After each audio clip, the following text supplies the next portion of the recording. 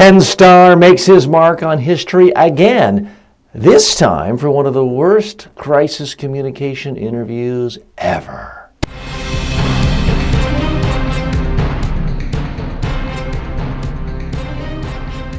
Speaking, the show about effective speaking in public, to the media, at work, and in life.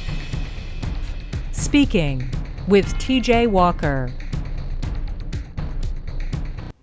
Folks, this is a true spectacle to behold. I'm going to link in the show notes, in the description, and YouTube page, wherever you listen or hear this or watch this program, you'll see a link to this interview. This is an interview with Ken Starr, the former prosecutor who was in charge of the Whitewater investigation during the Clinton years and brought about the charges that led to Bill Clinton's impeachment. He's now, or he was until very recently, the president and chancellor of Baylor University. Now here's the further background. There have been all sorts of scandals with the football players there raping students. And Ken Starr was removed from his position as president and also was stepping down as chancellor. He said he didn't know anything about this, but the captain must go down to his ship and he will bravely, valiantly take the blame, even though he was completely blameless. That was essentially his message. Now, a little more background of why this is so fascinating. To Republicans and conservatives, Ken Starr is a hero. He's someone who was widely respected for going after Bill Clinton, getting that scalp on his mantle. To Democrats, liberals, and a lot of moderates, Ken Starr is the devil. He is perhaps one of the 3 or 4 most evil people of the 20th century, in their view. So we're talking about a very polarizing character, and if something happens to him, it's going to be of huge interest to a lot of people rooting for his success and his downfall.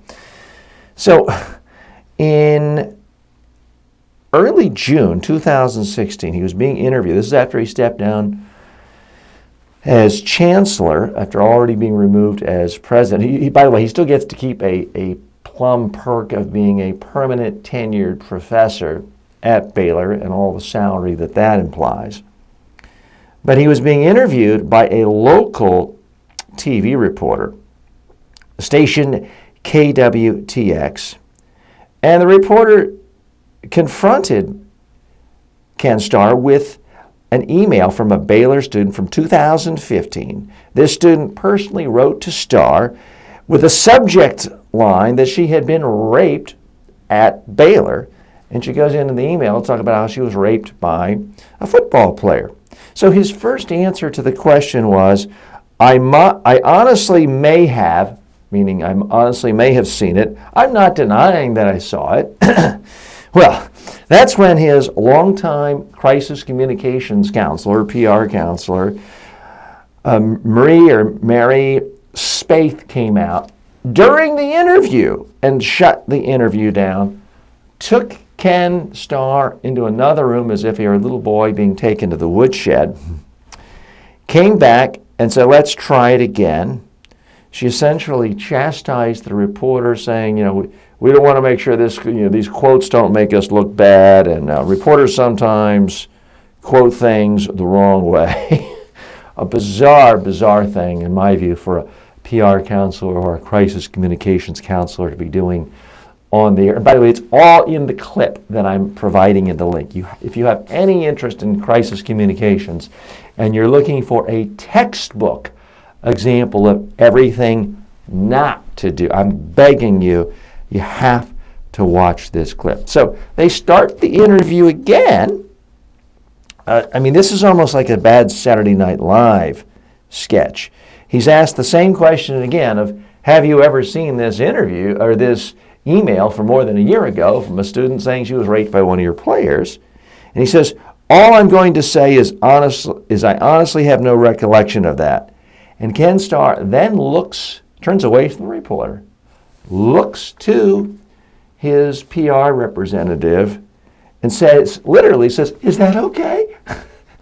as if he were a little boy performing some kind of school play and being told to deliver the lines from the teacher/director.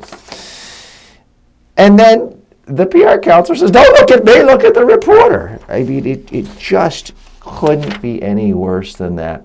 More on this in just a moment. For a free, no obligation online public speaking or media training course, go to MediaTrainingWorldwide.com and start learning today.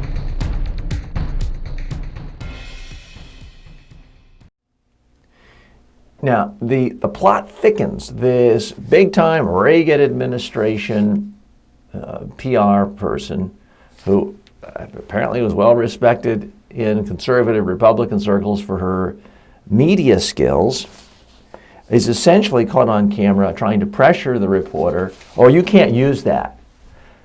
Well, the TV station knew this was a big deal. The news director went on the interview too. And to this station's credit, they used that. They used all the damaging statements from both Ken Starr and his crisis manager, and they frankly made him look like an utter fool, an absolute, complete, utter fool. I've never seen anything like it. Now, to a lot of Democrats and liberals, this is particularly delicious that Ken Starr essentially sees his career go down in flames over allegations of sexual impropriety and the way it was handled. Now, it's not exactly the same thing as what led to Clinton's impeachment, but it does involve essentially a cover-up of a sex scandal. Now, here's what, the other thing he's saying is, quote, "The president of a university gets lots of emails. I don't even see a lot of the emails that come into the office of the president. I have no recollection, none." This is a statement he makes just moments after he says, "I might have seen it." Here's what strains credibility. I certainly can understand that a president of a major university wouldn't read every email. I'm sure there's lots of spam. I'm sure there's lots of boring stuff. But how many times a day does the president of a major university get an email from a student specifically saying, "I was raped by one of your football players"? I'm guessing that really doesn't happen very often. And I'm further guessing that in most universities, when that happens, someone looks at it and their eyeballs bulge out and it gets attention. And it's immediately shown to legal counsel, to the president of the university, and a lot of other people because it is deadly serious. So the idea that this email would just be shuffled along and put in the category of someone complaining about the color of the new basketball uniform, it just strains all credibility, and it makes Ken Starr look like a complete utter liar. Now, I don't have proof that he lied, but he's definitely saying things that are wildly inconsistent. I don't know if I saw it. Maybe I saw it. I absolutely didn't see it. Those things just don't add up. Now, let's dissect this a little further. Folks, there's nothing wrong with having a crisis communications counselor. That's a role I serve. But you cannot conduct a media training session in the middle of an interview. That's just not the time. The time to do it is beforehand. So that's one of the first big lessons. The next big lesson is your crisis communications counselor can't act like the director of the show and be telling reporters to stop and be telling reporters not to use something. The easiest way to get a reporter to use a particular segment that you want is to tell them they can't do it. At least in the United States. Sure, in some countries, when you have the threat of putting reporters in jail, making them disappear, using that strong authoritarian force can be a way of manipulating reporters. Things are different in certain countries, but here in the United States, even in Texas, which is, last time I checked, still a part of the United States, you can't order reporters around and act like they are on your payroll. And that is exactly what happened in this situation with Ken Starr and his crisis communications counselor. I also think it's very bad form to want to stop in the middle of the interview, pull your client out, and counsel them. The time to help a client is before the interview happens. Once the interview is started, I'm a believer, you have to simply execute. You have to do the best you can. And the idea that you're going to stop it and start it and act like you're the executive producer of an interview for someone else's interview, horrible, horrible practice.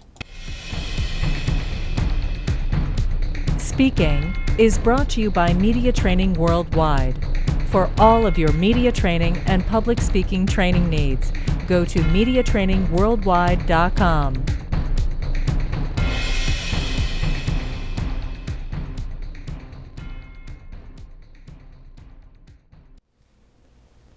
Folks, if you want to learn more about crisis communications, I would urge you, pick around, look at some of the other shows we do here. Probably 1 out of every 10 shows we do here on this program relates to crisis communications. It's certainly what I do on a professional basis in training you so you don't end up in situations like this. So if we can ever help you at Media Training Worldwide, please give us a call. I'm TJ Walker. As always, may all of your presentations in life and all of your interviews and all of your crisis interviews be a success and not end up like Ken Starr and company. See you tomorrow. Speaking with TJ Walker is the #1 rated daily streaming TV and radio show devoted to all aspects of speaking and communication. If you received value from this show, then please subscribe to it at MediaTrainingWorldwide.com. Please review the show, leave comments, and share it with your friends and colleagues today.